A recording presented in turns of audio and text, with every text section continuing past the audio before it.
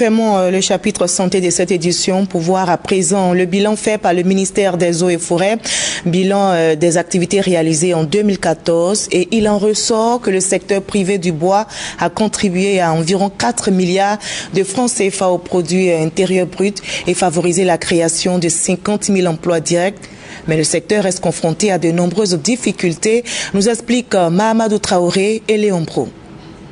Dans le secteur du bois, les difficultés sont légion et de plusieurs ordres. La première difficulté, c'est d'abord la raréfaction de la matière première.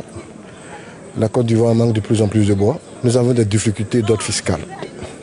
La fiscalité est très forte. On assiste à une augmentation de la redevance des terres industriels. On assiste aussi à une augmentation du droit unique de sortie.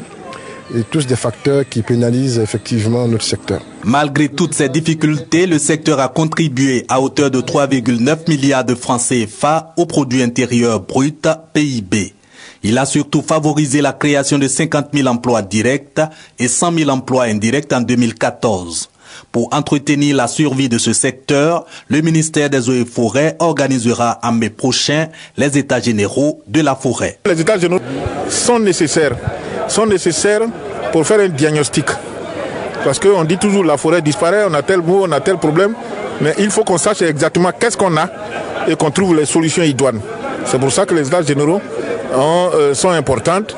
Le comité scientifique que nous avons installé est au travail et très bientôt, je dis bien très bientôt, en mai, on aura la tenue de ces États généraux. En plus de ces États généraux, d'autres actions d'envergure sont prévues cette année 2015, entre autres le démarrage du projet de la muraille verte au nord du pays. Il est destiné à créer 10 000 hectares de forêt d'ici à 2017.